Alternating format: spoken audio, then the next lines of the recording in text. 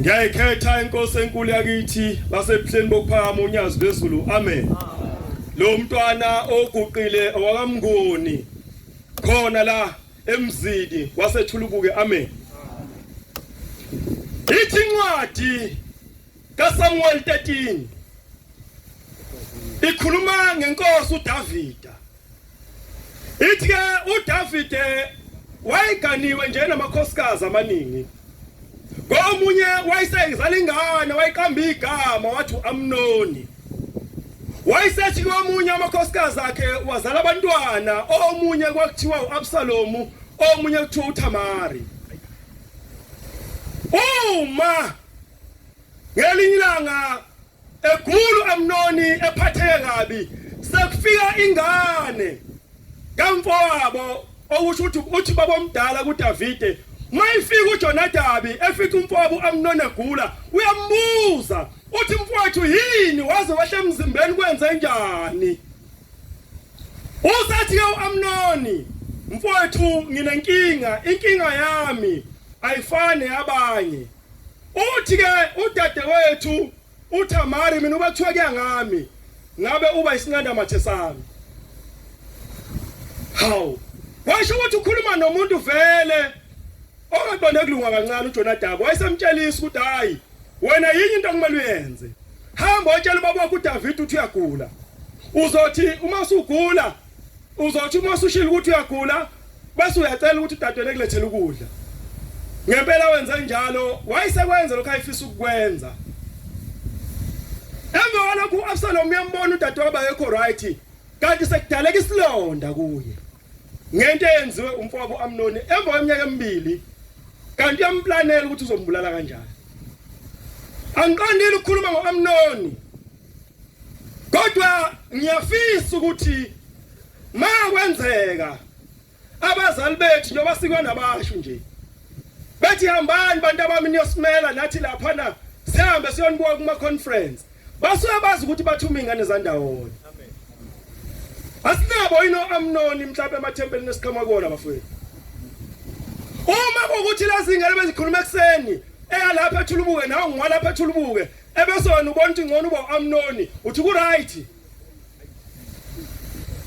kuzoba njani kusasa ithe incwadi uAbsalom kwamthatha iminyaka emibili yokuplanela ukuthi uzombulala kanjani umfowabo uAmnoni akekho yini umuntu ozoba khona phakathi kwalendlu ozokuplanela ethi umntanami mhlawumbe ngabe manje wenza ukuthi ngabe mhlawumbe umntana kodwa ngoba kwakukhona usibanibani owanikeza ithuba lokuzofundiswa ngenkolo wasusebenza ngendlela ongeyiyo bengizothi mina asikusebenzise kahle leli thuba singabi oAmnoni kodwa sasileli thuba esinikezwe abazali bethu nathi soguga kusasa ukuze singayitholi singabantu abadala kodwa manje mawuthi uyabuza wawukhona ngesikhathi senkosi uNyazo wezulu ngesikhathi senkosi uThingo kodwa manje kuzwakali ngoba sathi sinikezwe ithuba lokukhula ngenkolo wena wabothi ngcono uAmnoni esontweni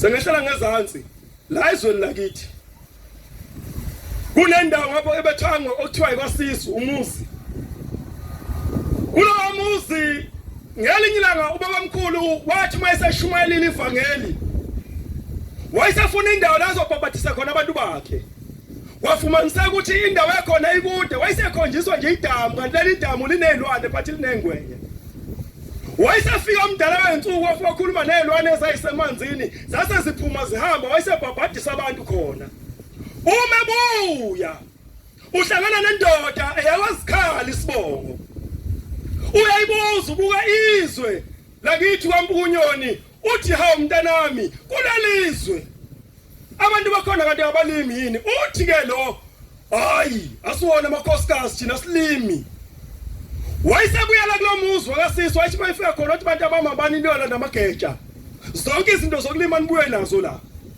base bakulanda base bakubeka phambi kwakhe wayesekhuluma amazwi lawo mazwi uwathola ku verse 24 emthandazweni wokuvuka wathi noma libalele lima ngoba usazi isikhathi uNkulunkulu azonisa izulu ngaso noma liyana lima uhlakule ulinde kunganakala okulimileyo nokuhlakuleyo uboba uyezwa ke ungabi isedele salamazwi wakhuluma lawo mazwi ela ezweni lakithi wayesethi bakhona zingipheni indawo kwase kusuka ubaba umkhonazo wayegano umama umkhokhela uMaphitha owayekade emnikeze ubaba omkhulu lo mama isibusiso sokuthi malingani izulu la izweni lakithi kwathiwa wona bothandaza imvula izona wayesenikela ngale ndawo ithama sekunikele ngale ndawo ayisema amanazarta ephethe nalamageja sebusisiwe ubaba umkhwade wabusisa babehlabela isigekle bathi akunyaka ngalinywe kuphameni insima abayilima ngalelo langa yahlala iminyaka u15 kwathiwa kumele kudle umuntu ngisho isilwane sasingakhishwa phakathi ingakho babamkhulu wathi uma emzini wasephameni thiwa wayifike evune lapha ebesehamba nakho lokudla kwaphela emva kokuba abantu bakithi ke badisanda ukufaka idipa wasephela kanjalo ke kodwa uNkulunkulu esithandile isizwe sathi ngiyayithanda lelo kuza lelo mthandazo okufa lela verse ngoba nakwezinye indawo wafika ukukhuluma khona kodwa nalakithi kukhona ushemba asenzela khona hayi icala elihle lithethwa ofakazi Nkosi usenikuzwile ngaba ngiphakanyiswa injabulo mawujabuleke ujabula noma kanjani mawubuka kwaMpukunyoni kunje uvela izinyembezi ehlangezela amehlo mawubuka la umuntu avela khona ubuka lapha esikhona namhlanje sisazolihamba lelizwe mawushembe yosipho ukuphila iyona nto uNkulunkulu asikhumbula ngawo le kusayenza izinto ezinhle kuleli bandla owayeshile semzimbeni wesithathu Manazaretha ayingcwele ngikhumbula enye indaba uma ngibona sihlele kanje eyake yenzeka umfana kaNdlovu lokhuluma enkazimulweni mangibona aManazaretha ehlele kanje ngikhumbula indaba ekakhulunywa umfundisi emzini wasekuhleni ngomunye unyaka uthi ezweni lakubo uthi kwahlalo kanje ngoba sihleli phakathi kwalomuzi wasethulubuke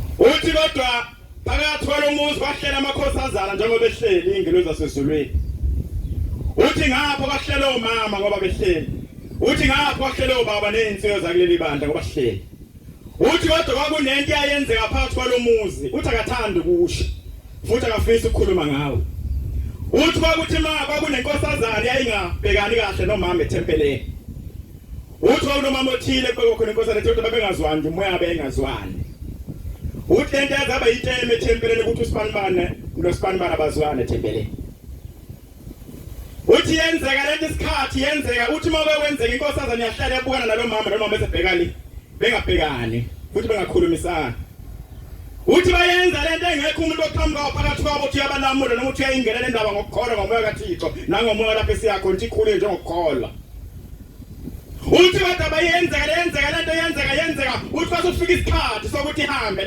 lenkosazana emhlabeni uthi imihla yabe sihamba uthi thema sihambile imihla emhlabeni uthi base behlangana ethempeleni lezwe lakubo uthi zadilika intaba ukuthi bayingcwaba lenkosazana uthi base bedlula duze komuzi kamama uthi mama asinyuke sikhuphukele entabeni ngoba umuzi walenkosazana wawuphezulu kwentaba ubukana nawalo mama uthi wakhe mama ngenze ngikwazi ngoba le nkosazana ngiyifuni uthi bathe mama hawa uyifuni noma silele phansi wathi angithandi uthi base behamba bayoyingcwaba uthi bahamba bayoyingcwaba lenkosi yasakala lo mama wagcina engahambanga uthi kodwa kwathi intambama adingwathwa lenkosazana adingazwana nalo mama uthi duze kweliba lenkosazana uthi kwakhiphuka ikhihli lelahle uthi ikhihli lahle likhihli kaduze kwalapho ulisuka lijuize liyothi khahla esangweni walomuzi kamama uthi manje lifikile bese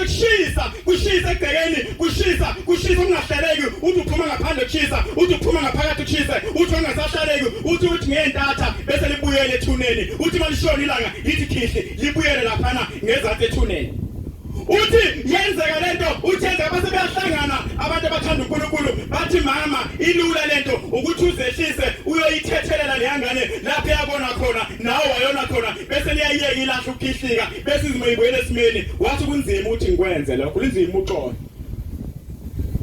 noma sekufiwa uthi yenzeka le ndaba uthi yenza isikhathi eside uthi zaze zaya izingane zakhe zathi mama siyahamba kulomuzi ngoba ngeke sikumele ukuthi malishona ilanga silibona ilahle likhihlika laphana ethulela lengane lifike ukuthi phahla phambili ekhaya bese uyashisa lo muzi ungahlaleki kungcono ukushiye nalo leli lahle bese sihamba ngoba inzima indaba ukuthi wena ngeke ulenze uxolo ngoba lento isiaffecta sonke la igcekeni manje kodwa manje bathi abagcotshi lula ukuthi nithelela namanzi lengane ngoba lento naniyenza kabe ethempeleni likaShembe uthi mama wabe sebona ukuthi kulula uthi wabe sehamba eyakuleli lahle likhihlike esangweni ngoba kulula lento inzima kodwa ibuke inzima ukuthi namagama amancane ukuthi nje ngiyakuxolela ngiyakuthethelela kodwa mayibuka ngathi uthi inzima nazo kuphela iminyaka sife singasabhekani uthi wasiyahamba wena kuleli thulo lomama wazehlisa belikhihle lahle wafika wathi mntanami ngiyakuthethelela lapho esabona khona sangenza kahle khona sisemhlabeni ngiyakuthethelela sisethempeleni uthi lapho ilahle aliphindanga labuya ngoba uthi uNkulunkulu umubophela umuntu lapha emhlabeni nakwenizayo yofica kuboshiwe mana ethengcwele ilo musa kaNkulunkulu abengeze ukushumayela ngizwe nginenjabulo nje ukubona lolu hambe silohambayo lukhula kangaka sengathi uNkulunkulu angangena kithi siuphathe kahle umsebenzi kaNkulunkulu singayikhukhumalisi ngawo sikhohle ukuthi okwabani uNkulunkulu asipha unembezo wokwesaba aManazaretha engcwele ngoba lo msebenzi akuwona indoda yasemhlabeni nje yaphuma yathi awenza ngo1990 kwasuka indoda yasesulwini yawubusisa lo msebenzi yathi ngeke uzuphela into ethanda uShembeke ngisho ngayinyanya wena kodwa uShembe mase ithandile ngeke iziphele kuyophela wena manje ngakho ngithi Manazaretha engcwele siyawubonga umusa kaNkulunkulu inkosi kusele kuzwile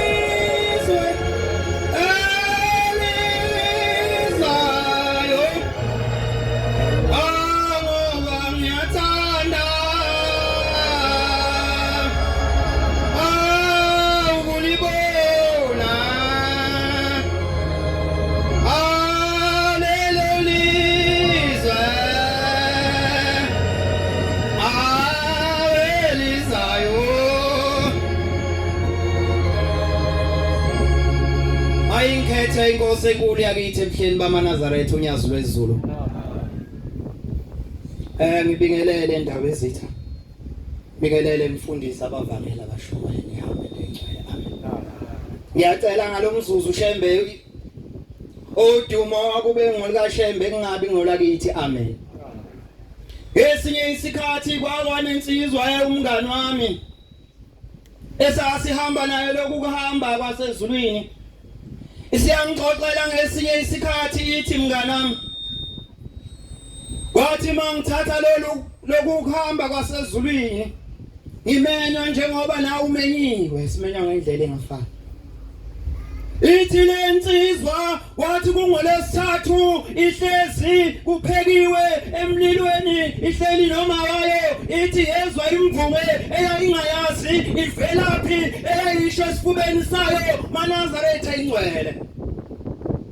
Ilokithi lento hlabelela mntwana kaNkulunkulu ithi lensizwa angazi ngizohlabelela ngithini ngoba ngilona iNazaretha kodwa lo muntu uthi hlabelela ingoma zakaShembe. Uthi uhacela umama wakhe wathi mama ngihubise izingoma uzalapha eNazaretha kuthiwa wamhubisa umama wakhe kuleza kazaziyo. Ithi lensizwa kusenjalo iyamxoxela uthi ngiyenzeka ngesinye isikhathi bahambisa umthandazo ngaphesheya kwentaba. Uthi mabe ngaphesheya kwentaba lashintsha izulu labanika laselikhemezela kancane. Uthi uthema sebephuma sebehamba sebebuyela emakhaya ababengena emotweni behambe. Ithi yona yayihamba nenye insizwa behlela nayo ezihlahleni nayo izosheshisale. Ithi lensizwa yathi mayihamba kuleli hlathi elalimnyama izulu liduma. Ithi lathi mali phuma leli izulu yasikhuleka ngenhliziyo indlela ingayibona uyibona. Uyalazi ke izulu makusehlobo maNazaretha engcwele. Uthi laleke libanika leli izulu maNazaretha ingcwele ngalendlela eyisimanga. Kuthi kodwa kwakhuluma izwi kuye ezulwini elakhuluma nakuwe ngelinye ilanga. Ithi lensizwa yakhuluma leli izwi wathi uShembe mntanami khuleka thina boShembe sazosebenza ngawe uzoyibona indlela sukela manje uzofika ekhaya. Ithi ngaleso sikhathi lalibanika eyibone indlela. Uthi wathi mayiqeda leli hlathi maNazaretha ingcwele uthi lase liyasa leli izulu uNkulunkulu efuna ukuyibonisa ukuthi uNkulunkulu ungakanani suke ezulwini. Ithi ngonyaka odlule kunguSeptember ithi bayidlisa bayifakela ushevu endleni kwayo. Ithi kwanhlanga zimuka nomoya. Ithi kumshumayeli uthi umshumayeli ngeSabatha wakuliSabatha. Ithi enkonzweni yasemini siyocela inkosana usubani bane esifundele umthandazo weSabatha laselikhuluma izwi kumshumayeli lo othize. Wathi lo mshumayeli lathi izwi lasezulwini mntana lo muntu omfundisa umthandazo ngeke ezowuqede lo mthandazo. Nangempela lensizwa akwazi ukuqede lo mthandazo uyagoqa inkonzo ilanga lalishisa ngalendlela eyisimanga ngonyaka odlule balikhumbula abangcwele. Ithi yathi mayifika ekhaya kwanhlangazi buka nomoya kwacaca ke namhlanje ukuthi namhlanje elamanqaka. Ithi yayibonga lensizwa ikhala duze kamawayo ikhala ingasakwazi nakuhlala amathumbi wezwa engathi ayadonseka yanqamuka. Ithi lo shevu ewudlile yathi mayilala ebusuku lo shembe onyazi lwezulu kanti wakhuluma naye esiqu sesithathu efikile kuye wanganaka yathi inkosi yesithathu mntanami siyohlangana nawe ezulwini odabeni oluthize oluthinta umndeni yakini. Ithi yathi mayilala yasihamba emhlabeni lensizwa kanti bithethulwa ithotshulwa ngabantu bomndeni. Siyakholwa siphathe imithi bancane. Akazi noma sizofika kubo washe. Ithi yathi mayifika ngalena la yayibona ushembe wayemhola phambili emtshengisa ethi mntanami namhlanje ubuzoboshwa wena kule ndawo abantu bakini bebengeke bekwazi ukuthi uhambe washonaphi. Ithi ke thina boshembe umphefumulo wakho sizowubuyisa njengamanje siyokumisa esangweni lethempeli lakho. Ithi yathi mayifika esangweni lethempeli isihlahla edliswe ngaso sesisikhulu ngendlela eyisimanga ayisaliboni ithempeli. Kuthi kusenjalo kwasevela isalukwazi esasihamba namadoda esasifaka isiphika esasumkhokheli. Ithi sithi lesalukwazi kuye mntanami yimi ngiboshiwe njengoba kwenzeka lokho kwenzakala kuwe yimi ngiboshiwe ngangcoliswa abantu bomndeni bangithwebula manje angisakwazi ukubonana noNkulunkulu. Uthe uNkulunkulu mangithi ngicela ushwele ezulwini wasethi ngibuye emhlabeni ngibuye ngawe ukuze ukwazi ungilungisela udaba lami. Leyo nsizwa abangcwele ayikho kude yiyo le guqile inkosi kusenikuzwile. Abantwana kaNkulunkulu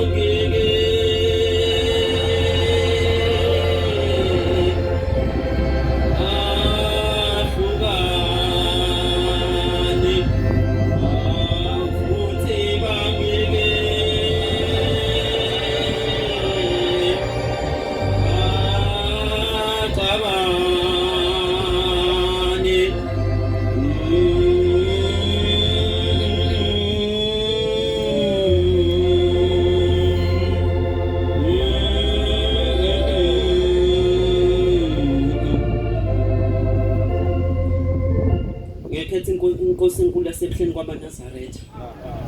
Lokuqela phambi kweneliswa kaMlungwana ngila ithulubuke vele. MaNazaretha ngizothanda ukubonga nje abazali bethu kuyimfundiso abasiphe. Sokuthi ngaba sikho lapha thina maNazaretha ngaba sikho thina yithi. Lapha kuba abazali bethu ababona uNazaretha. Mina ngibonga ekhaya ukuthi ekhaya kwafika uNazaretha. Lokho ngiyayibongela ngaba ngikho la mhlawumbe ngabe ngaphandle nami mhlawumbe ngabe siphakamisa amabhodlela. Siyaxolisa. Sacela ningibambele incwadi lapho.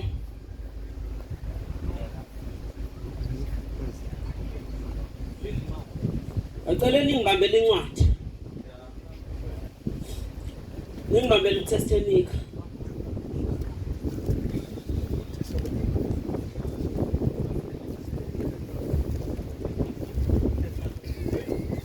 Mina ningibambele uDolsono 18.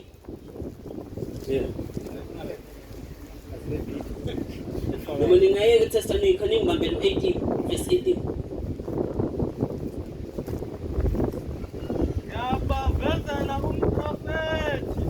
Yabavezela umprofeti kubafowabo abe njengawe ngiyawubeka amazwi ami emlonyeni wami uyakhuluma kubona konke akutshelwa yimi uyakuthi ngiyabongisa iningi kakhulu. MaNazaretha ayingcwele ngizothanda ukukhuluma lapha. Kunentshumayelo engayizwa ngenhlanhla ukhona. Kunentshumayelo engayizwa ngenhlanhla ukhona kamfundisi wethu khona lapha umfundisi wethu babiyela. Kunentshumayelo engayizwa ngaye MaNazaretha ayingcwele esafundisa eMfekayi esikoleni saseMfekayi.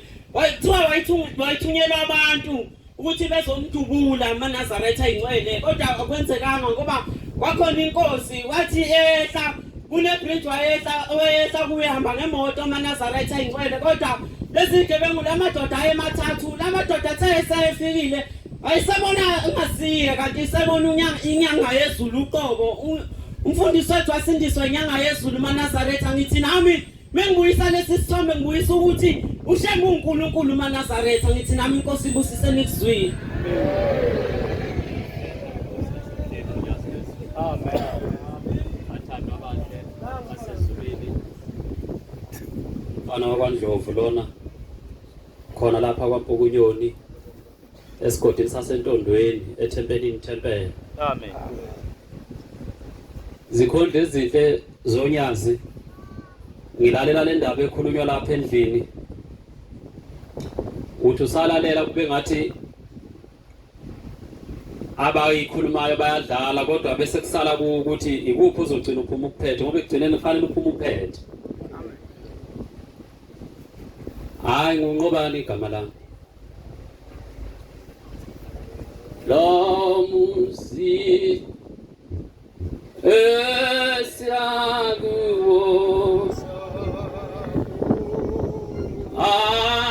akumbeni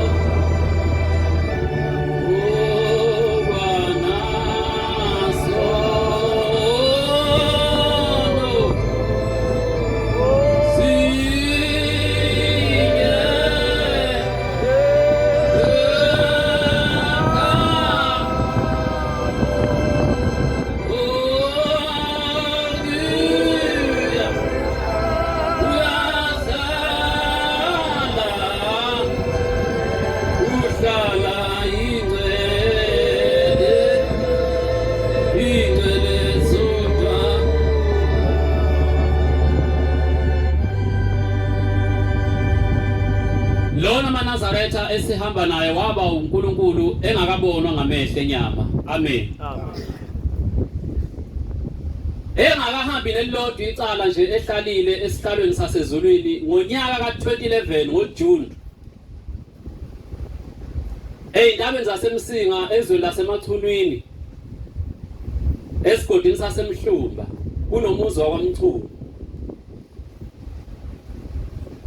Ingane lapha intombazane ezalwa uMahadebe kunethempeli eyayikhonza kulo iyinkosazana ngaleso sikhathi. MaNazaretha ekugcineni kosuku sonke njengoba silapha nami nawe kufanele siphume siphethe. Ngiyakhuleka ndaba ezitha Nkosi yesizwe. Baba umfundisi abavangeli benkosi abashumayeli uma uNdlunkulu nabakhokheli nebandla lonke egameni lonyazi. Amen. Lengane ihleli namakhosazana imbozile abazali bawo nebandla lonke eyinhlizweni nasemqondweni kuphelele ukuthi inkosazana lena kaShembe. Ngaphakathi lengane enhlizweni yawo yayazi kahle ukuthi lapha ehleli khona isafanele ukuhlala khona. Iyeleke lengane kususibuza wena ukuthi lapho ohleli khona uhleli kanjani ufanele yini ukuba khona. Lengane yenza zonke izimiso nemikhosi yamakhosazana kanti ilomngani ngapha eyayihleka naye bahamba bagcina bedlala kabi labantwana bobabili. Badlala kabi kwase kubakhona into evelayo kulomntwana wentombazana.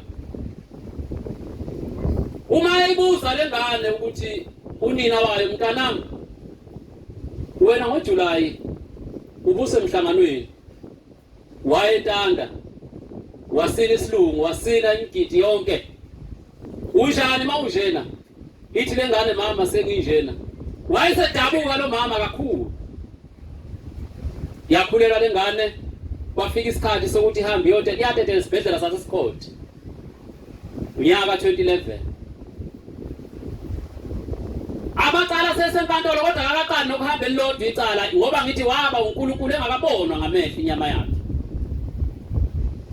uma ithetha lengane laphana kathi lo mama njalo mangabe ethandaza uyazilahla yena uNkulunkulu ngesono esenziwe indodakazi yakhe phakathi kwamakholwa endaweni eyingcwele yafika yazodunga umkhumbi yadunga isiziba okufanele kuphuza abantu baphile inyama nomphefumulo kodwa sasesidungekile ngenxa yendodakazi yakhe angazi ke noma banenhlanhla noma baneshwa omama bakwazi kuyilahla ngokona kwezingane ngoba abaningi omama mangabe izingane zabo ziphambuka uma ngasenganeni awudele umsebenzi kaNkulunkulu bathi makufika isikhathi sokuthi itetele ingane lapha esibhedlela saseScott angazi noma yasikwa noma eyitetela kodwa ingaboni lutho lengane yathi mangabe umqondo uphaphama yayisibona nesibe inkankile wasebethi usutetile ingane yakho isendaweni ethile kodwa into esicela ukuthi usenzele yona uzofonela abazali bakhe ekhaya kufika uma wakho lapha base beyishaya inamba kamama walengane yayifonela unina wayo iyambiza ukuthi amanesi abiza umama walengane ukuthi akeze lapha ezothatha isinqumo ukuthi lengane kufanele niphume nalengane eyitholile mangabe injena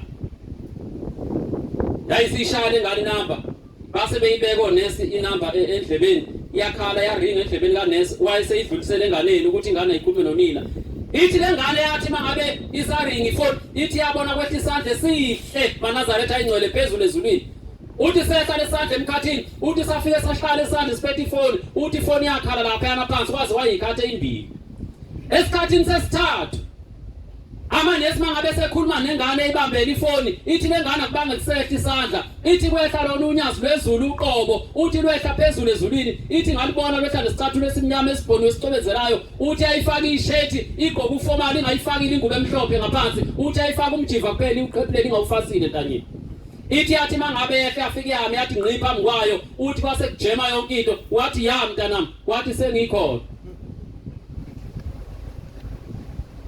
sonke maNazaretha njengoba silapha egcineni kosuku fanele siphume siphethe wathi mntanami konke akade ukwenza wathi bengikhona bengibona wathi nemthandazo obuyithandaza bengizwa wathi nomthandazo kama wakho benguzwa wathi uyafuna yini ukubona ingane oyizele ngamanesi akufihlela yona ithi ingane ngiyafisa ukuyibona ingane yathi ilele lapha embhedeni odini uNkulunkulu wayesethwebula umphefumulo walengane wahamba naye embhedeni lapha amanesi afihle khona ingane izele amanesi ahlela abona ingane yona lena intombazane etetile bayibuka nje ingane kanti ingane sekulela inyama uNkulunkulu seyithathile wayekhombisa lengane izele wathi mntana mnansi ingane izele yathi mayibheka lentombazane lengane izele yabona kuyibhola leli ibhola mawuthi uyabheka ikhanda lapho ongacabanga ukuthi ngaba nekhanda lomuntu khona isandla silapho ongacabanga iso unyawo kuhlukane ngendlela eyisimanga wathi nansi mntana ingane oyizele wathi uyafuna ukuhamba nalengane ijena yathi lengane ngithanda uthi kushambe uyazi ukuthi lengane ngizokushintshela yona ngoba ngidabukela umthandazo kama wakho ngengathi angazi noma baneshwa noma banenhlanhla abazali ukuthi ingane zabo zona umsebenzi kaNkulunkulu zona isizibe esinzima kangaka lapho esikhona amaNazaretha amakhosi ezizwe ingonyama yesizwe sakithi kwaZulu amakhosi onke uma ngabe ngena lapha ayathoba ngoba lapha esikhona amaNazaretha ichibi lokugeza imphefumulo nenyama yethu uma ngabe ingane yakho uyazi ukuthi idunga lesi siziba bese uma ngasenganeni udela umsebenzi kaShembe uyothini ngaleli yalanga Lutho unyazi lwezulu ngizokudabukela umthandazo kwama wakho uthi ke ngane yami ngizoyishintsha lengane wathi kodwa ngifuna ukuyishintsha ubuka yayisuvula lo mjiva wakhe uthi awuvule uthi gqeke lo mjiva omhlophe uthi ayisithatha lengane ehlangahlangene uthi ayisifaka ngaphansi komjiva ngaphansi kwengalo yayo yakwa left uthi ayisivula ngapha ngaphansi kwengalo yakwa right uthi ayisikhipha ingane enhle esulekile entombazane uthi ayibeka lapha wayesethi laleka sengiyahamba wathi lapha engiyakhona ngiyakude kakhulu uthi ngiyakwezinye ingane ezizibiza ngamakhosazana ezithi zenza yonke imikhosi yamakhosazana kodwa zibe zinabangani ezidlala nazo lo yamdlalo wathi egcineni kwalo mdlalo wathi kuyophuma ingane nje wathi kodwa wena ngenxa umthandazo wabazali bakho ingakho ngikushintshela lengane ukube kuthiwa abazali bakho kade bema nawe wathi ngaba ngishintshi lengane wayeseyithathe sehamba nayo. Ngiyafisa ukusho makhosazana ngoba ayikho ingane elala nje yodwa ivuke nengane kodwa izingane zisuka ngapha ziwelele ngale. Ngiyafisa ukusho bafowethu nodadewethu ukuthi konke esikwenzayo kunomvuzo wabo. Yayisisuka inkosi uNyazi lwezulu sihamba kwaku 2011 ina 13 years leyo ngane uhle ngugcine ngonyaka ka beku 2014. Hawu yiyo lengane bafowethu ehlaleni khuluma ngayo yiyo lengane ngiyacaba ngithini no 13 years namhlanje ingane yentombazana imisebenzi kaNkulunkulu ayisebenze ngakaqala ukuhamba namacala uhamba namacala nje uNkulunkulu bakhe buveli buyabonakala sengizokwehlela ngezansi zinsizwa zakithi namhlanje siyakhala konke sikubambayo kuyaphunyuka nese sikuphethe kuyi original kodwa kusebenzeki konke sithi siyabamba kusiphunyuka sesikuphethe nese sikuphethe kuthi basebenzela abanye thina kungasisebenzeli yini edala lokho imvama bafowethu iphunga elisala kumuntu linawo umthelela wezinto ezisha bafowethu njengoba kade kungamaholidi njena abantu kade bebuyile beqhamuke eMagoli nasemaThekwini kuzona zonke indawo abasebenza kuzo befikile bephethe imali umuntu webangabe phethe imali noma ngabe ibhuluka aligqokile liyamenela alimenelisi ngoba akafuni ukuyibona efaka ibhuluka elithengwa abanye abantu akade befekile bephethe imali bahamba bangena ezitolo zezimpahla ezidulayo bayofuna impahla bazoyigqoka kuyenzeka ke mangabe ungena esitolo uyofuna imali ngikhuluma ngephunga bafowethu elenza ukuthi yonke imizamo esiyenzayo ingabambeki ingaphatheki kanjalo nani bomakoti bethu abasebancane nani makhosazana engene umuntu ethatha ibhlukwe elifithe eyibuka esibukweni ebhekelena elibonke libhlukwe liyangenela kahle ebese likhumula elibeka liwusize wakhe liyamenela kodwa manje into akezodala ukuthi elishiye la aliwona lo mbala kawufunayo usewubonile usize ukuthi yamenela kodwa kusiwe umbala omunye uzongena elinganisa irobe lapha yana noma ngabe isiketi esifithe kahle ebona ukuthi siyiyona yonke into akayifunayo kodwa indlela yakhe bengayo uzothi mangabe sifaka lesi siketi bese bakhona indawana encane ezoqhuma engaboni yena ukuthi sekuqhumile siudlale lo mdlalo kodwa egcineni kosuku wazi ukuthi kunephunga lisosala khona lapho ozoqhuma khona ungaboni usuqhumile bafowethu njengoba silapha sizofuna indlela le ndlela esizoyifuna ayikwenye indawo kodwa siholele ekhaya onyazini lwezulu kukuwena ukuthi lapho mikhona uma usuka njengamanje usuka uqondaphi asiqonde ekhaya makhona manje maNazaretha abangabe umuntu eseganiwe ethambanga naye inhlaka ukuthola umakoti okuyena yena uthi usuganiwe ingane abantu usuyilandile kubo wahlala naye ekhaya kini bese ufikela umoya okungakwazi ukuzehli makhosana bafowethu uma ngabe sizama ukwakha imizi yakithi indaba yokuhlela ngezansi ibalekile kakhulu ngoba kugcina sesiphelelwa imizi kanjena njengoba abantu akazi ukuthi uyazehlisa kunkosikazi wakho mangabe onile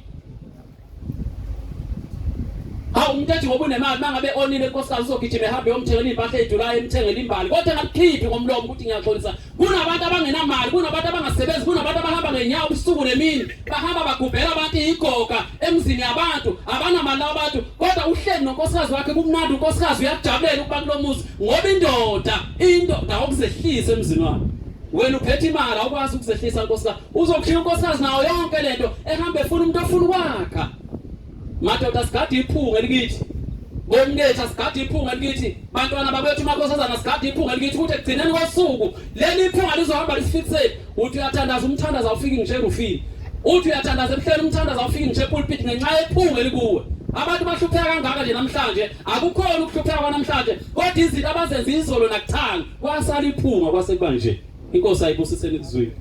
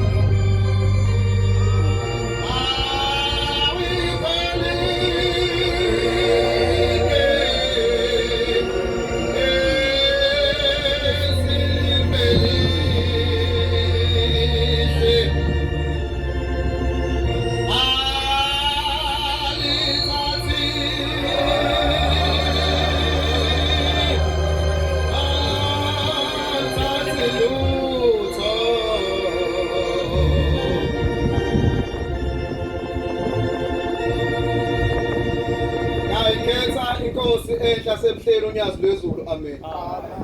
Ngoqiniso wakamdletshe ehlala kahle ngakwamanyama. MaNazaretha mangibona insizwa zinganga emva kwami nezilingana nazo. Ngikhumbula ngelinye ilanga indaba esikhuluma besixoxela yona. Kuthiwa ngesikhathi senkosi ilanga wayekwaba khona insizwa emthunzi sephalameni esayigida kahle kakhulu. Kuthiwa wakuthi noma kufike emhlanganweni base kugidezwa nokujabula bonke abantu. Noma kufike emshadweni base kugidezwa nokujabula bonke abantu. Kodwa kulezi insizwa wakhona insizwa yodwa eyayiba phakathi phansi ulayini. Twalethu ayigidi lothi ma ugidi usiyophela bayisipha umsamehlo ngaphesheya yobe simbona umuntu omuhle othandwa yiyona bayisiphuma lapho bayobe sebeyoxoxa bese kwakhe uthando kulensizwa. Hayi siyayenza lento siyayijwayela. Hayi sina isiyazi ukuthi into ekwazi ukudlisa ngayo na ukuze ithande umgidi. Base kufika isikhathi sokugula kulensizwa. Hayi bisiyagula ilala phansi. Bayisele phansi hayi siphunywa into la isimongo ekwaba ngathi induna. Hayi siyakhula. Insizwa begida nabo baye befike bemlethela umthandazo kepha azasinde. Waqhubeka wagula isikhathi eside. Base ziyabona ukuthi ngcono zimthathe manje zimyise uNkulunkulu engcwele wasezulwini. Mayifika phambi kaNkulunkulu tshwa wayesefika ethi Nkosi Thabo ulomfana kaguli. Inkinga thina boshembe siyakwazi ukuthi sikunike isibusiso kanti sabe siqalekiso.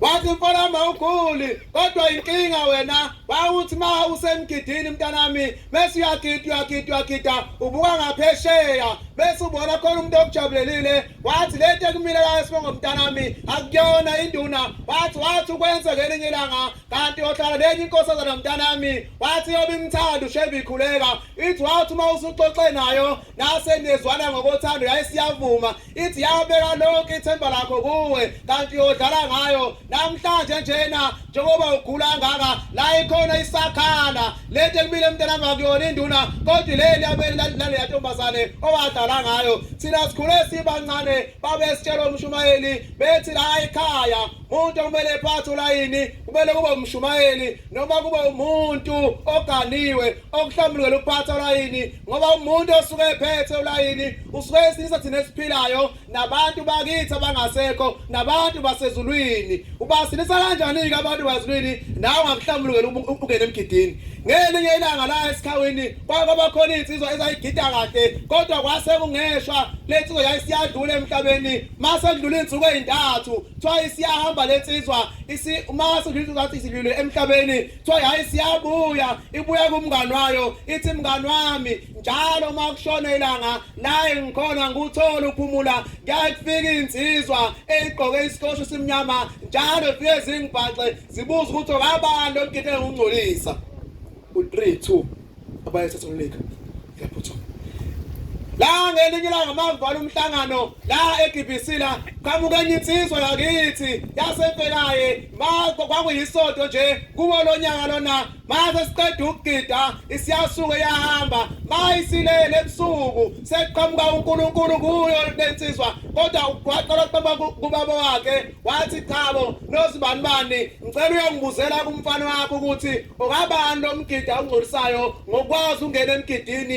ebe azi ukuthi usemithisile 2 3 thetholeka kodwa ukuyala kwethu akuyana lenkohliso nangamanyala nangobuqili kepha kulokhu sivunyelwe thina uThixo ukuba sithenjisiwe ivangeli njalo siyawushumayela sasenzela ukuthi kube kuhle kubantu kepha senzela kube kuhle kuNkulunkulu okwazi ukubona inhliziyo zethu. Siyabonga baba, ngiyacela nathi ushembe sintshe sikhumbule sikwazi ukuyiphatha kahle. Ngelinye ilanga ithi inkosikazi engizalayo sengihlala phansi ithi mntanami ukube wawuyintombazane ngangiyokutshela ngithi uzungavumi ukwenza iplani nomfana la into bakhona ababili engabikho omunye umuntu wesithathu oyobe khona. Inkosi buseni kuzwini.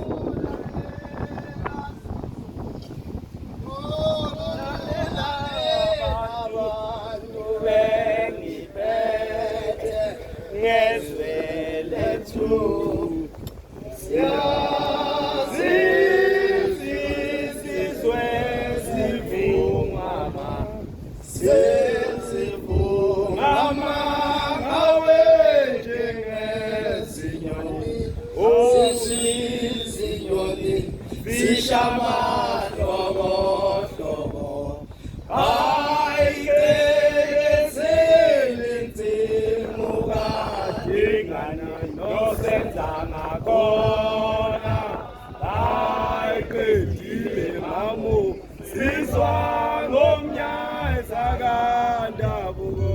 ngiyayikhetha inkosi enhle yakithi mhlini bamaNazaretha amen. Imoto ayifani-ke bantwana benkosi, khona imoto eyigijimayo, khona ihamba kancane kodwa kusalayo ekugcineni uma khona la ifuna ukufika khona iyafika amen. Angene uyabona bonke mabesumo bashayela ikeyboard mina kangishayi. MaNazaretha unyazi lento esikuyona inkulu kakhulu amen. Into engisukumisayo ngisukumisa lensizwa eqeda kuhlala phansi uma ikhuluma ngendaba yomgidi iphinde ikhulume ngendaba yokudlala lo mdlalo esiwenzayo izinsizwa zakithi. Ithi inyanga yezulu mhla iqala lo msebenzi sikona, ithi nyawubusisa lo msebenzi namhlanje, ithi inabasho ngifune kube yiyona nto ezofundisa umntwana omusha oyiNazaretha ukuthi la ekhaya kuhanjwa kanjani. Ithi inyanga yezulu ngifuna inabasho kube yiyona nto ezofundisa abantwana basebasha bamaNazaretha ukuthi la ekhaya uma kuhlatshelelwa kanjani. Kanjalo yazi yakhuluma nangomgidi ukuthi ngifuna nifundise ukuthi umgidi la ekhaya ukuthi onjani umgidi kaShembe maNazaretha amen. 2008 siyagida nje lapha bayazika abadala ukuthi bekhona umfundisi uMathunjwa bekuthi uma ugida kulayini ugida ivesi usufaka istyle sakho kungasinto kaShembe ebese fika eqhwebe umisa ulayini ethi uyabona lokho usugida kakukhona kukaShembe. Yayisisuka inkosi uThingo ngaphakathi yayisithumayela umvangeli yathi awufike uyotshela insizwe esikoshini ukuthi uyabona njengoba ningibona selokhu ngahlala esihlalweni azange ngigide nezinsizwa. Inkosi ubaba omkhulu wagida nezinsizwa, inkosi Langa nenyanga yezulu yagida kancane. Ithi mina angaze ngigide nani kodwa inkinga la ikhona umgidi kababa omkhulu senifike na ushintsha. Sengiyadlula ke lapha emgidini amen. Izinsizwa zonyazi uma sikhula uma ubona ukuthi inyama yakhe siyakwehlula kanwa asikeni ukudlala ngengane zabantu. Siyashumayela ngapha kweMpumalanga ngihamba nezinsizwa nje ngoba ngiyinsizwa yevangeli maNazaretha ngoba kufuneka ukuthi uyinsizwa ngisho kushoniwe nje uthi bukululu kugula umuntu awukwazi ukuyothandaza kodwa uthi uyinsizwa yeNazaretha. Siyashumayela ngapha ke eMpumalanga sifikile nje siyashumayela kwase kusuka insizwe sasihamba nayo ngisayisho isibongo yayisibona intombi entethelelo ngaphesheya yayisibuka yayithanda lento insizwe kade ukhuluma ngayo uthe maliphuma isonto yayisibiza base bakhuluma bashintsha inamba kwase kwenzeka okufanele ukuthi kwenzeke uyakwazi nawe uyakwenza nje awu nange umunye uthi nami ngakwenza base bayenza lento ofanele ukuthi bayenze lensizwa sihamba na ivangeli lentombazane yayithi mayilethe ekhaya kube ebusuku ifihle ingabonwa umuntu ubonwe iyona ebese mayivuka ekseni ikhiphe ekseni kakhulu futhi sahamba isikhathi yayisihlabeka lentombazane entethelelo yayiseyadlula emhlabeni ngoba inkinga ila ikhona njengoba dukhuluma sihlalo ukuthi kuyayiwa la kiwa khona maNazaretha. Yabona ngobunyazi ngoba kade sikujulayo malikhuluma lithi ngithi ngifuna yonke into ibuyele emthethweni kababa mkhulu. Kwase kumenyezelwa ngeviki lokuqala ukuthi ihlabelelo la ekhaya sekohlatshelela ihlabelelo zala ekhaya ngoba ngo1990 ngilalela inkonzo kamfundisi wangapha eNewcastle uMadlala ngake ngafika kulowo muzi lo ke ngilalela inkonzo uthi uMadlala ngeke ngahambe emhlabeni ngafa waphuma umphefumulo uthi kodwa uhambeni nami bengithi uma ngihamba ngifica amaNazaretha amadala amanye engiwaziyo ngafica asegcwele izintuli amanye usawabona ukuthi kodwa uyabona ukuthi iNazaretha le uthi ngithe uma ngibuza ngathi baba anganamaNazaretha akho la wafunani lapha ithi inyanga yezulu uMaNazaretha ngikhuluma ngomnikazi walomsebenzi mina uthi uyababona laba ngoba ubabona usengasabonakala ukuthi kwakuumuntu noma kusiya umuntu uthi njengoba ubabona nje laba mhlawumbe hambe emhlabeni kunalesi sihlabelela sithandayo umvangeli esithini ngumhambe emhlabeni ithi ngoba ubabona kwathi kuyisuku lomncwabo wabo zangahletshelelo lezi ihlabelelo usuthi uma ufika emncwabeni yamaNazaretha ufice kuthiwa somasha ezulwini ngiyadlula ke lapho lensizwa amaNazaretha yayisidlula le ntombazane yentethelelo kwathi uma kuhamba isikhathi esibuya le ntombazane yentethelelo yakulensizwa yathi mfo mina nawe senza isono sento okufanele ngabe yenziwa abantu abaganene wayesethe ezulwini ngalena ngibuyisiwe emndenini ngakho ngicela ukuthi manje ukhiphe inkomo uhambe ekhaya uyongilobola nami ngifuna ukugana ngizokwazi ukungena ezulwini kaShem khuluma ngomuntu wayemfihla uma engena naye ebusuku yaphinde yabuya futhi le ntombazane yentethelelo ithe mayisuka lensizwa ngoba emnandi yayisishiya phansi leyo nto yasuka yahamba yaya eSipholi yafika yashayina insuku ehlaza yashayina insuku ehlaza wamuhla umshado kwathi kuma kuphela amaviki leyo nansuku ehlaza yahlabeka yagula yahamba emhlabeni nayo esibuya le ntombazane yentethelelo ngoba njalo niyahlupha nhlayisuthi fike nona ingane zasemakhaya bese niswanisa ithula lapha uthi kuShembe kunika umthetho kaShembe uthi uma uke wona inkosazane noma wazi umuntu wesifazane uthi wena kusakufanele ukuthi uyothatha le yangane kodwa icala lakho liyothetheka mhla lo muntu owamona mhla esigcawini esethola umuntu azomganisa kwakusho uShembe maNazaretha ungayitsheli ukuthi uzomosha bese uthi tshu zokubamba uShembe yesihlabeka lenkosazana esidlule emhlabeni yabuya le ntombazane yentethelelo yabuya yathi wena ngifike ngithi ngiphelelise uyasuka wena uyothatha inantu kwehlaza wathi uyabona leyo nantu kwehlaza bulawe yimi eshaka nje usifuba leyo ntombazane yathi wena ufuna uphelelise mina kuqala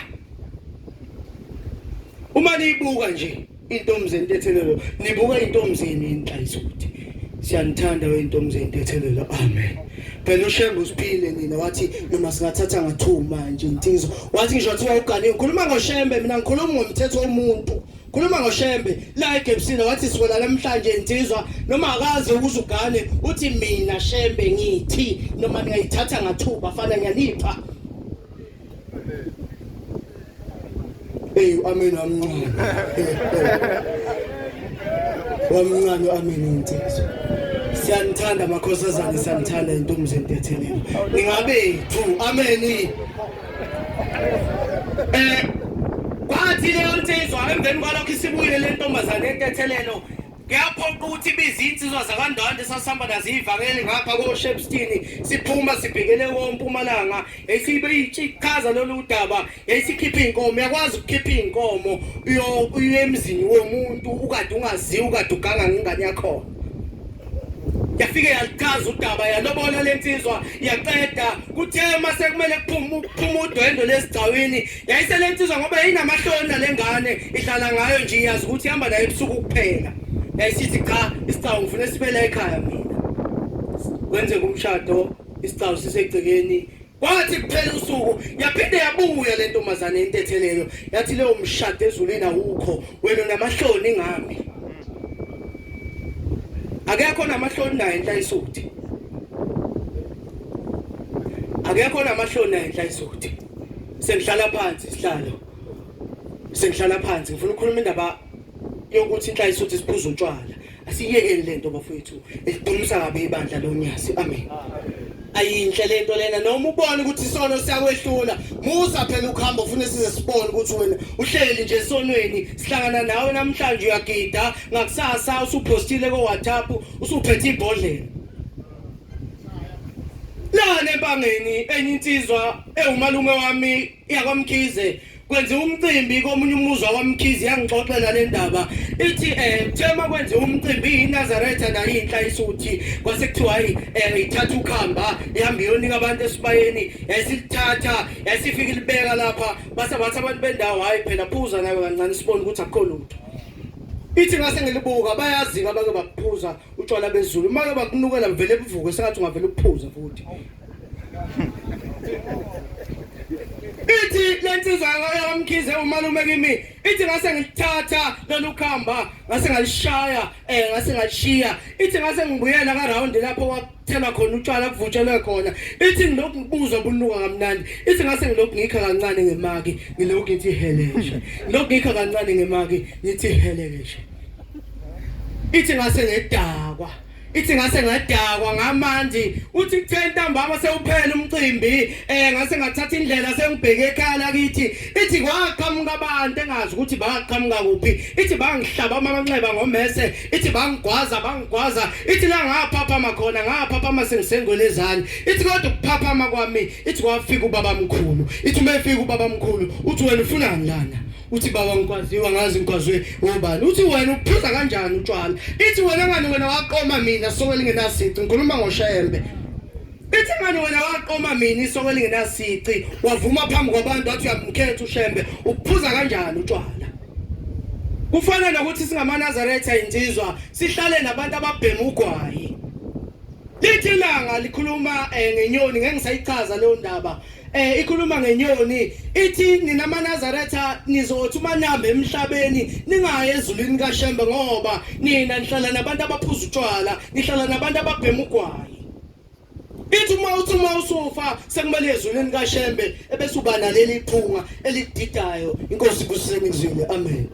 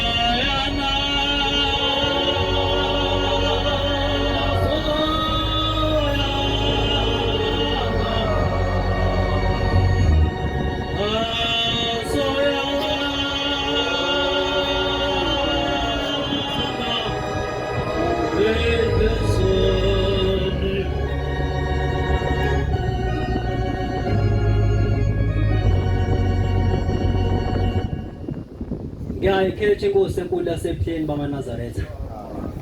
Ngiyacela ukubingelela undaba ezitha abefundisi abavangeli abashumayeli abakhokheli nebandla lonke amen. Umfana ogoqelela ngingokagazu intaba enza kwahlabisa. Ngihleli phansi ngiyakhumbula ukuthi komba Nkosi ngiyagulelwa ekhaya. Ngiyawubona umbhobho uyehenyuka kodwa ikhona lento ethi uyagulelwa ekhaya. Ngigulela ke unkosikazi wami lapha ekhaya. Unokuhlala nje akhale ngomsipha imsiphi yagoqana mayingcola imsiphi uhlangothi lobuhlungu mayebuhlungu uhlangothi uhlangu ingala isavumi makuphela khona izibhoko seziyamhlaba. Zikonze ezinhle. Ngiyafisa ukukhuluma ngensizwe engizalayo. Mhlalo umNazaretha abufike kulowa muzi wagazo. Bafica lensizwe yakithi noma lensizwe engizalayo yayingayilona iNazaretha. Kwakuyinsizwa nje yasezweni emhlabeni iphila nje nezinsizwa zonke bezelwe eswini sikaGogu Maxumano bezinsizwa bebane yena ngowesine bese kuba namadodakazi amabili. Kodwa kwahamba isikhathi lezi insizwe ezintathu ezayengaphambili kwakhe zazihamba indlela eyodwa mayihamba emhlabeni. Kwakuthi uma kade kuwumcimbi ekhaya uma seyibuyele eGoli, uma isuma ithi yochitha amanzi bese besala befaka into ethize sikali bese ifika iphuzi igogo isihamba emhlabeni. Kwenzeka zaze zantathu insizwa ihamba ilandela sasuka kaNongoma safudukela kaHlabisa. Lensizwa ubaba uma ifika eThekwini ifica insizwa ziyasebenza esitimeni kukhulunywa ngendaba kaShembe esitimeleni. Yasikhumbula ukuthi kombe eswini sikamama sengisale ngedwa abafethu abasekho emhlabeni. Yasihamba siye ephakameni inkosi ingakaphumi ephakameni inyanga yezulu. Yathi mayifika ibika ithi Shembe abafethu sebehambe bonke emhlabeni sengisale ngedwa nami ngilindela amithuba. Utho wasezimntanami inkosi ikubusisa wona sewukhamba njengalabo abantu. Awatholanga amanzi awatholanga amafutha kodwa wathola izwi elathi mntanami inkosi ikubusise wena sewukhamba njengalabo abantu. Kwakhona umvangeli umnguni wasesuma umnguni wathi Gazu usuyikhethile inkosi yathi lensizwa wathi Gazu suma ukhetha inkosi yasuma lensizwa wathi ngiyayikhetha inkosi namhlanje inaza athi khona yapha nathi sizwela ngaphansi kwalelo zayibonga inkosi. Ithele insizwa esiganile namakhosikazi amabili eyaphenduka nawe iganene nawo ngowasezweni. Yathi mifika la ekhaya yafica insizwe mbelebeleni kwamasho zikhuluma ukuthi kukho namakhosikazi ophenduke nawo kodwa kufanele ukuthi ube nawo nawe inansuku ehlaza njengoba ikhombisa ukuthi wafika ekuphakameni. Yafika lensizwa yayiseyibona inkosazana yayisiyicela. Ithayicele ukudla yagana ekhaya yathi masiyithwele yayisithi ngiyafisa ukuthi nawe mawuzibula ngoba la ekhaya bonke uma kodwa bazibula ngabafana nawe bengifisa ukuthi mawuzibula uthola umfana uzunge ukuhlupheka. Zahamba inyanga wateta umama waseyizala insizwa wathi wona namhlanje kuqambeke kufezeke isifiso sami wayeseyethi igama la usifiso uye lokuguqila ibonkosi. Kwahamba isikhathi sengikhuluma ngoNkulunkulu wami. Kwahamba isikhathi nami ngase ngiyibona wasethi hayi mntanami kano nawe bahla bazala bathi mabehlezi nengane bese beyikhuthaza wazithi izinto ezinhle kabazali besekhona. Ngase ngisheshe ngala ngagana ngo2012. Khona abantu abanenhlanhla ababethi mabegane kusukela ecine kuze kufike ekhaya kuhambe kahle ngabi nampazamo endleleni. Khona abantu ababethi mabegana kukuhle mhlasimbe insizwa wadicela ebhentshintshe ngeviki elizakuphela umsebenzi ingaphinde futhi uthole. Khona abantu ababethi mabengena emganweni befike belobole bekhehlele kuhlanganiswe ebese uphela umsebenzi bese kuhlala kukhihle njengoba kusenzeka lutho beze bekhule bebadala. Khona abanye abathi mafika emshadweni befika izinto zibe zinhle bethola abantwana bengalazi usizi kube ngathi makukhulunywa ngendaba yokuthi mina ngafika emshadweni ngingabathola abantwana kube inganekwane kuye lo kwakuyinhlahla yakhe. Ngithe sengiganiwe ngo2012 kwakunento yayihlupha ngoba kwakuthi uma kwathi inyanga uma seziyisithupha kulomfana wokuqala zathi uma seziyisithupha wasengena inyoka ekhaya ngangisethe kwangena inyoka endlini. Mayingena le nyoka iyama kanje ngemuva emva kwakhe ugibela phela ngetafula yamemeza Shembe inyanga zo6. Uma kuphela iviki uyafona uthi hayi nakho ngahlelwa into ethize siyafonela kunemoto khona bamthatha bamusa kaHlabisa esibhedlela uma bemhlola bathi hayi inkomba zithi kufuna ngabe uyabeletha bamusa NPA empangeni bathi uma bemthenga bathi kufuna abelethe kodwa manje inyanga ziyisithupha. Base bewona uthaya bamhlinze. Base bemhlinze bambelethisa ngomthungo. Lengane yahlala usuku lesibili lokuqala lesibili lesithathu lesine olesihlanu ebusuku ngo12 kwathi makushaya u4 ekseni kwangena uqhamo kuneza sibhedlela ethi umntana wakho uthi yamazi nosibani banosibame ethi yabo ngiyamazi uthi besifisa ukutshela ukuthi ingane beyitholile isithule ebhodleleni. Ngahamba ngakhona mangifika khona ngiyamfika umntwana uthule base bemthatha bemusekhaya sathatha umamncane wayekhona lapha empangeni intambanana bamusekhaya bafesa mbeka ngendlela yakhona. Kwahamba isikhathi wayesehlala futhi owesibili. Mayihlala wesibili zathi inyanga uma ziyisithupha nakhona kwenzeka into ekufanayo wathi awunakho ekseni mayiphuthuma esibhedlela wafika wambelethe sethule. Zinsizwa lezi zombili sasesihlala nje kuyinto nje. Wesisikhathi kuyakwenzeka umuntu ezathi ake ngiphume kodwa manje umuphi umbotho uzophuma uyephi ngoba khona umuntu owamlethayo la ekhaya wazwela naseke wahamba lo mntwana kwathi ngo-2013 ngo-2014 inkosi isebuhleni sesiyaplana endlini hayi ake sihambeni ke siya kuShembe siyobika kodwa into esizoyibika kuShembe iyodwa makwenzekile wafika uzofika ukuthi Shembe cela Nkosi usikhumbule usipha abantwana abazophila ngoba amabili obusibona sebehambile emhlabeni cela usipha abantwana abangasekufa manje nami sinalelozi sihamba thofika kuqala enkosini uyofika biye kanjalo sathi uma sifike ebuhleni maNazaretha siguqile kuleni sibheke kubaba ngathi uma ngibheka ngapha sekuvalwa abazofika kubaba ngimbona ukhona abazofika kubaba nami ngikhona ngapha sahamba ngafika kuqala kubaba baba Nkosi yomusa sesanjalo abantwana baze bababili besishembe usipho abantwana abangasekufa yayisihlehla inkosi yathi mntanami inkosi ibusise ngase ngihlehla uma ngimbheka ngapha naye wayesefika wayesekubika okufanayo yathi inkosi abantu bami inkosi inibusise sahlehla sabuya seze ekhaya sathi mayihamba ikhathi ngo-2016 wayeseyithola umntwana oqala umtholayo wayefana umntwana oqala ohambayo kwathi ngo-2017 umtholo owesibili wayefana nalo ohamba owesibili namhlanje ikhona insizwa zine kuleli yagceke bekufakaza ukuthi uShembe uNkulunkulu inkosi ibusise nekuzwini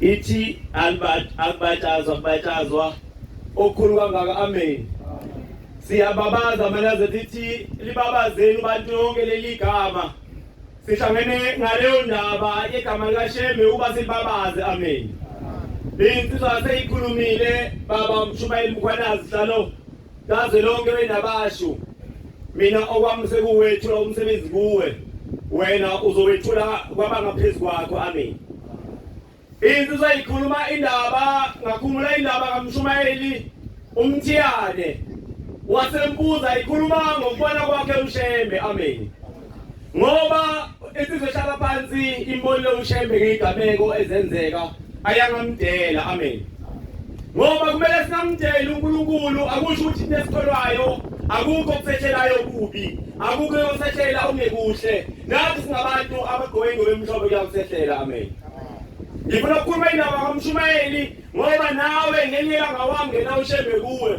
omunye akangeni ulandele mhlawumbe uzongena uShembe ngale nkonzo endabashinzi izongena namhlanje uthi ubaba uMshumayeli ngizoyinqamula isikhathi sekho uthi wayekade kholwa uthi wayeprofetha kakhulu wayisayoni neprofetha uthi kodwa uShembe ngena kuye wenqaba isikhathi eside kakhulu waze wahamba emhlabeni uthi ehambeni kwakhe emhlabeni kwaba isikhathi eside ehamba yena kuthiwa ngapha kuthiwa uhambile uthi wethu yena wayihamba uthi wafika indawo ekade indlaleke kakhulu uthi ayinabantu ababehle bengamaqokisa uthi wathi mayisahamba waqhamuka ikhehla eleza kuye edlula athi uyaphi uthi wathi ufuna uJesu amen uthi ngangiprofetha kakhulu uthi ngangade ngikholwa uthi lase linekhehla mntanami hamba uyela uyakhona uthi kodwa njengoba usibona sihleli lana sethicela kagogo wakho washaya inja ngegeja yaze yahamba inja ishosha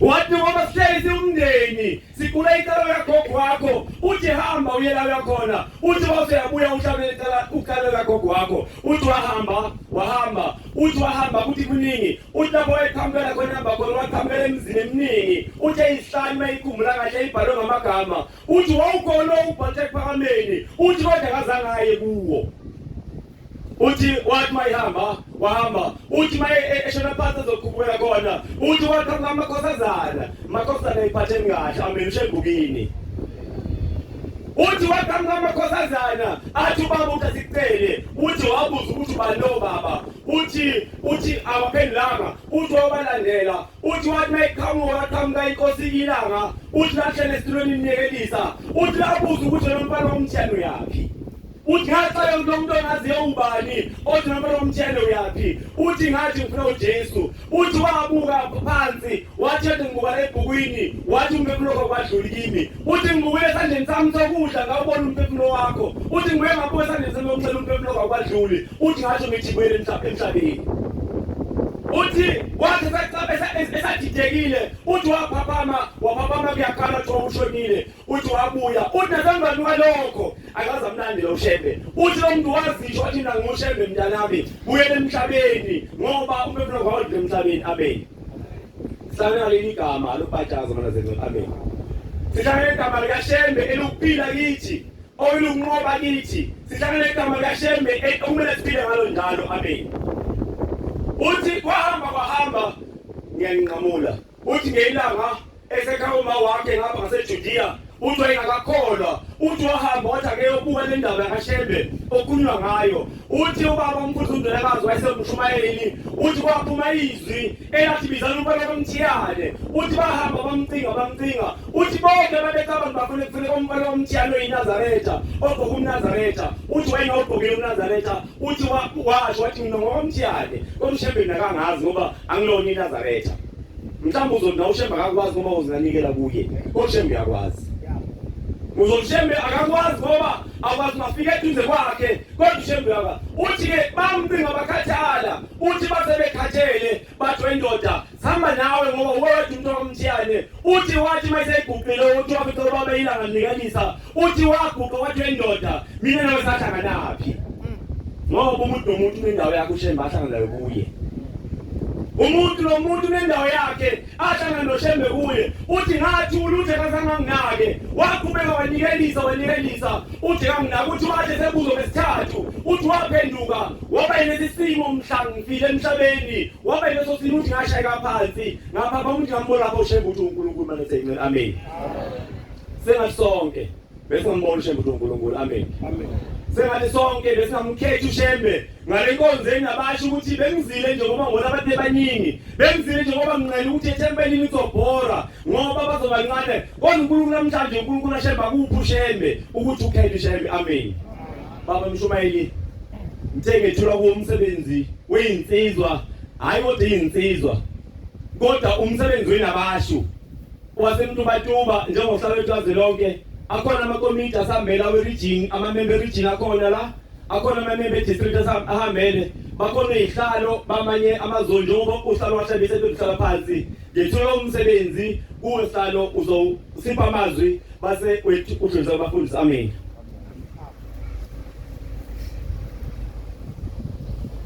ngiyakhetha inkosi yasebuhleni bokuphakama cela intethelelo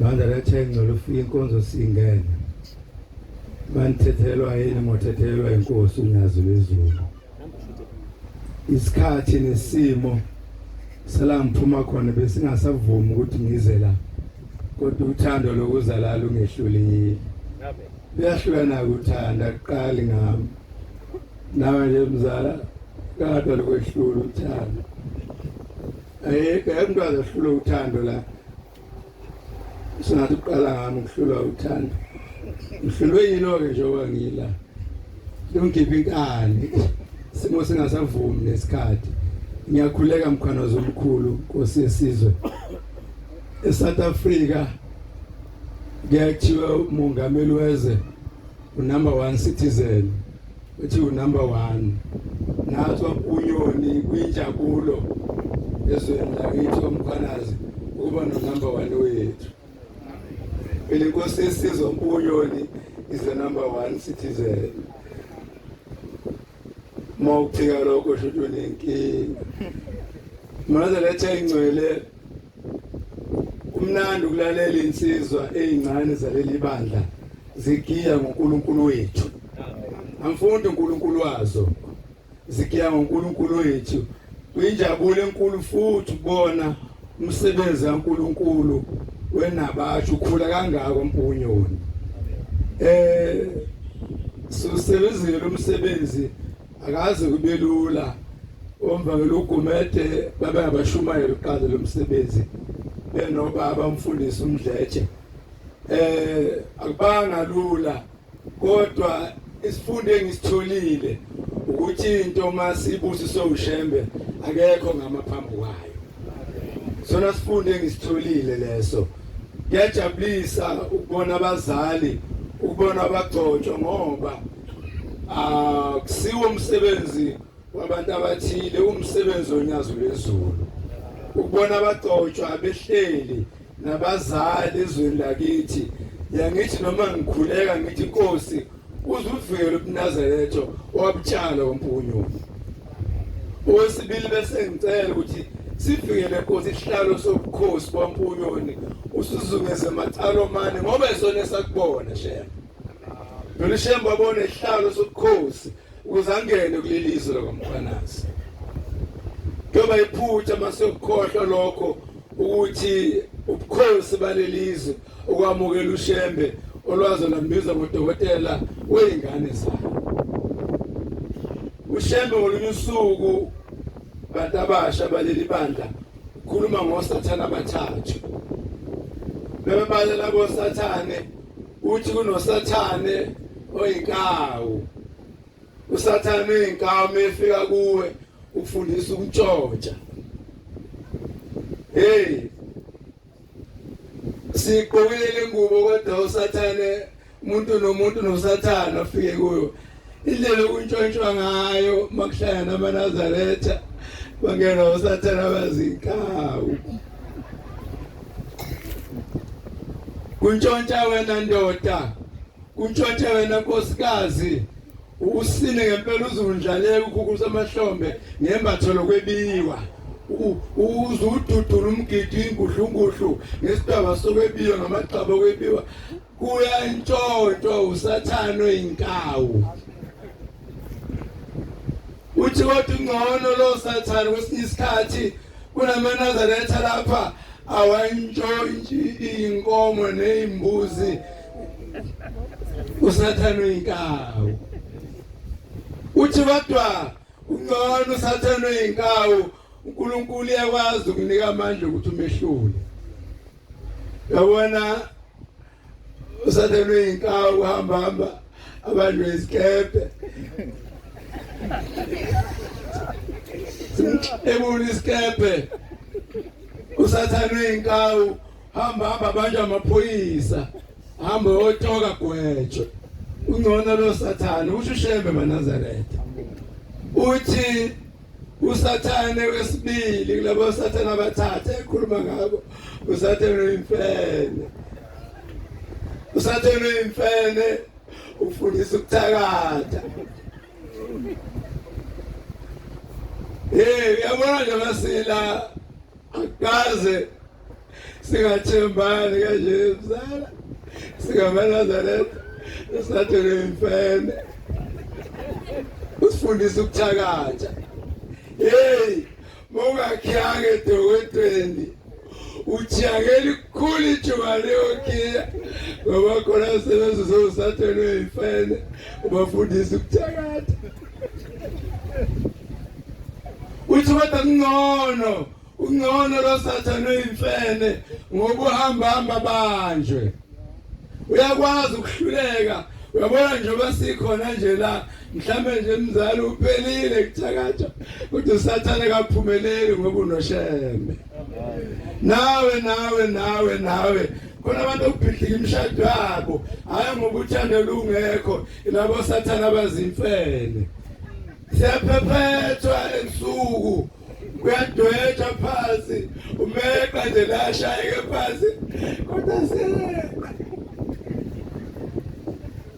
siyaphila kulungile washo omunye ufonela umakoti emfonela ngo-private number wathi ungihlulile ngithi ngiyawuchitha umshado wakho esathele imfene wathi ungihlulile uthi ungagani kodwa ungihlulile ngizoke mbone kulo mshado uyigona yini ingane osathele imfene nabagweke njengathi ngena mzala akakhethi ukushede kodwa ukakhile phela usabu sathele imfene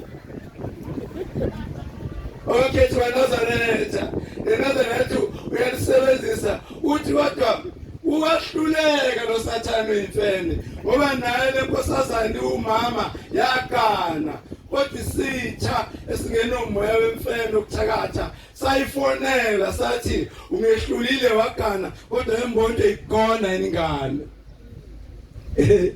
uyigonile zithathu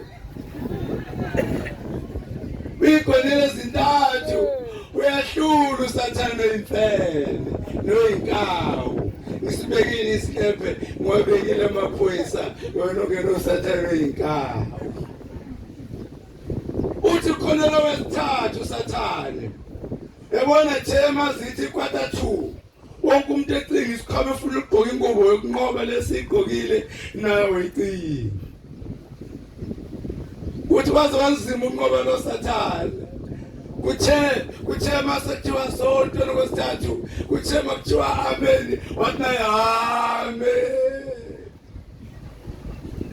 sithe masifike emasangweni alomuzo sethulubuke sesingene ethempelini masiguqa ofuka naye duze kwakho wathi Nkosi ngena nami uthema undlala istepu ofuka shaya duze kwakho uthi shambe hey waze wayinkinga lo sathane kuthema kuthiwa ubani ongasifundela umthandazo inkosana walomoya asubaqala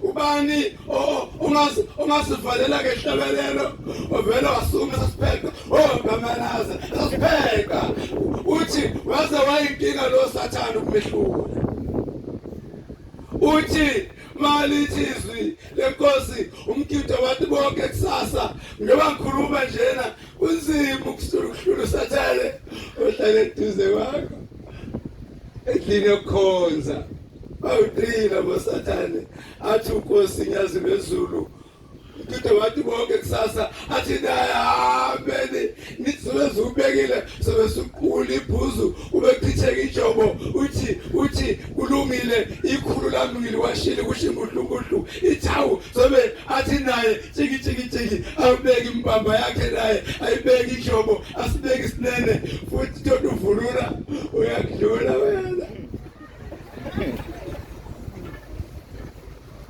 uthi wena mfana malibopha isokisi ulifasi uesikwashini libopha isokisi uthi angifundele ukuphakamisa athi na angifundele ukuphakamisa alibopha isokisi lingehli uthi shambe kwaze bayinkinga ukunqoba lo sathane ingakho manifike emgidini seniyoxabana nibagabani bawungena nibakulayini ngoba usathane uvulule njengani sivulule abantu babuya bakhubekile emgidini bakhubekile abantu bendlala usathane ovunule naye uthi shambe waze wayinkinga usathane ogqoka njengathi ohlala nathi osina nathi umnqoba Manazaretha ingcwele abantu abasha yanifisela uNkulunkulu anipha amehlo kofanele uNkulunkulu yazi phakathi kwethu kunabantu asebezazi ukuthi abaye ezulwini mhlana afunda ukulinda uNkulunkulu angikhombisa abantu abanjalo uyabona umuntu osesazi ukuthi vele angiyi kodwa ayikho into engizwendi indawo ekuzoya kuyo kuthiwa kuyethulubuke nami kuzakhona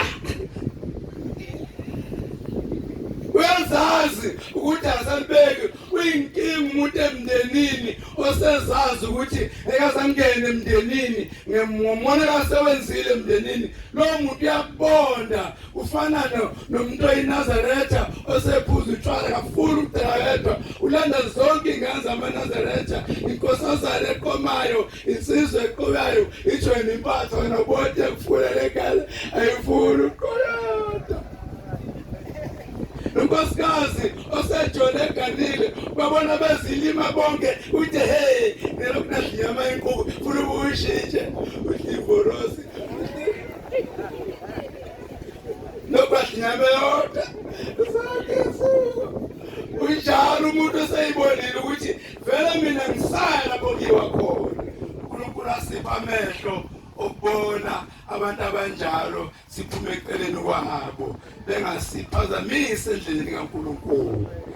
Siyabonga nabasho bonke committee nonke sibonga abadoda basethulubuke ukuthi nimukele umsebenzi kaNkulunkulu uzokhulunywa lapha namhlanje sifune Nkosi amehlo simbone uSathane osikhiphe endleleni umusa angena nje Zulu uMosi abantu abasebeyibona ukuthi abasafaya naye bamkhiphe endleleni uNkulunkulu asikuhlanipha ukubona abantu abanjalo khona zomkhulu Nkosi yesizwe kuyinjabulo ukuthi bekhona phakathi kwethu bakuyoze kubenini ningathi lilahlanga ithemba wasikhumbula uNkulunkulu nathi waMpunyoni sina number 1 wethu Nkosi buse sinikuzweni ngiyabuyisela kwabadala ngiyabuyisela kwabadala kunami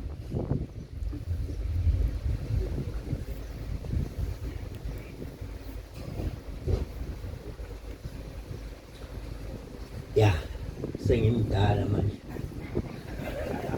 omdala useyaphumile seyibanje izintambo kwabadala khona zomkhulu hlanga lomhlabathi lenkulu yakithi banomathiya besicele bengicilile kubaba umgazi ukuthi cha inkosi ijikide lelodwa njena yokukhuthaza intsha akumbeke nenkosi phela likhona esontweni inkosi intsha sha nomama wethu musha sha besicela kube inkosi ijikide engane nzalo nakho baba sekuseni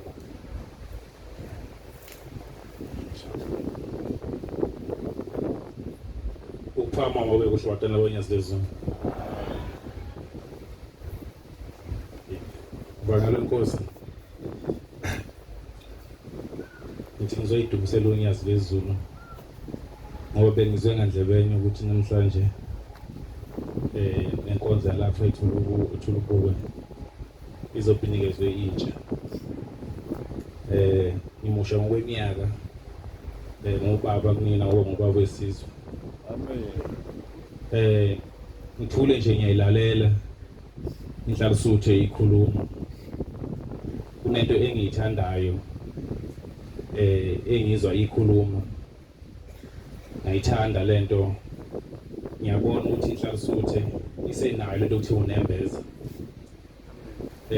unembeza ke uyamphilisa umuntu ngizizwa nami ngibuyela yithemba ngiyabona ukuthi nesizwe sakaMpunyoni nesizwe siyakhula uMnazaretha kuyakhula uma bekhuluma intsha ngizwa ukuthi kusekhona unembeza unembeza ke uyamphilisa umuntu ngoba uma ngabe sebona ukuthi usenzo ongalungile iyamvakashela unembeza ngiyazizwa inhlalo suthi iyazi nanokuthi kumele iganwe iyazi nokuthi akumele kudlalwe ngezingane zabantu iyazi nokuthi kumele kuhlonishwe konke lokho kungenxa yokuthi inonembeza.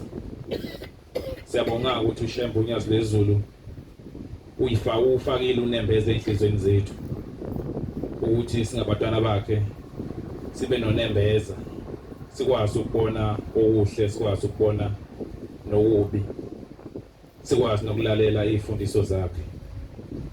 Sengathi ke batwana boNyazi, bomama, bobaba, hlala suthi makhosazana, unembeza ungahlezi ukhona enhlizweni zenu.